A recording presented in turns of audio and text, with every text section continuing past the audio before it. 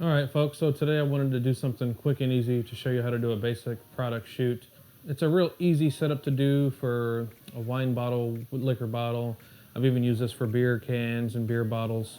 So when it comes down to it, I'm using 1, 2, 3, and 4 lights. So technically this could be done with 1 light. You could take the strip box, put it in place, take a shot, move it over here, take a shot, hold it over the top, and then you can take the boxes off to get your background light, which is what I use for my Godox V1 over here.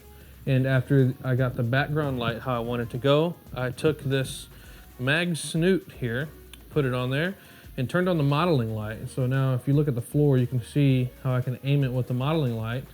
I basically held it up, put it on the label, took the shot, and I'm gonna composite in the light with the label. So using 1, 2, 3, 4 lights, 2 strip boxes, 1 soft box over the top, and this backlight with a Godox V1, that's gonna be 1 shot all together, and then I'm gonna take the Godox V1 with the Snoot and composite the label in. So up here we have the Godox AD200, and then inside here I have the Godox V860II. Inside here I have the Godox TT685. Both of these are set to channel A. This one is set to channel D. The V1 is set to channel B. Now I shot all this at 1/125th of a second, f8, ISO 50. And I dropped down to ISO 50 and went to f8 because I didn't want to shoot at a higher f-stop, so I lowered my ISO as low as it would go. The background used during this shot is from Savage Universal. I picked it up in Bedford, Tulsa, and it is the mocha color, I believe. The basis I have here is just a black piece of foam core from Walmart, and then I went to Hobby Lobby, and this little piece of plastic, it's almost like, I guess it's real thin plexiglass, it's basically plastic. I put this over the top of it, and it resembles now black plexiglass to get somewhat of a reflection off the bottle we're gonna put on the front here. So I'm gonna start with a shot showing you just these rim lights here on the edge of the bottle. Let's show a shot using the softbox here over the top, which will catch the top of the bottle and help fill in some of the label. Now we're going to catch a shot just with the Godox V1 on the background shooting the brown paper. If you don't like the way your backlight ends up working on this or the color, technically once you get the bottle lit, you can Photoshop it out and then you can put any kind of background color you want on there. I would recommend, if you want to do something different with the background, shooting it on white. That way you don't have a color showing through the stem of the bottle. But in this case, I think we're going to be fine with that mocha color back there. To help fill in some of the front label, I take this super expensive reflector. I believe it was like $2 at Walmart. I bring it up next to the shot, or next to the bottle. Take a shot, move it to the other side. Same deal, take a shot. And that helps fill in some of your light here on the front label. After I got all that worked in, like I said, I switched out the V1 here, put the Snoot on it, and was able to direct the light on the front of the bottle, and we're gonna Photoshop that in together.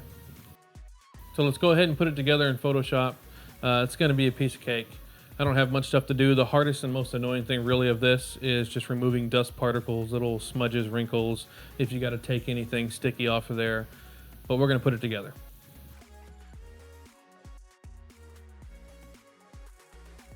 This was shot on the Sony A7 III using the Tamron 70-180 f2.8 lens. It's a beast of a lens, especially for the price. You can't beat that sucker. And here's Brody. Everybody say hi to Brody. What's up, boy? What's up, dude? Oh yeah, you're bored? I'm bored too. For safety's sake, make sure you always weigh down your stance, especially if you got an arm sticking out.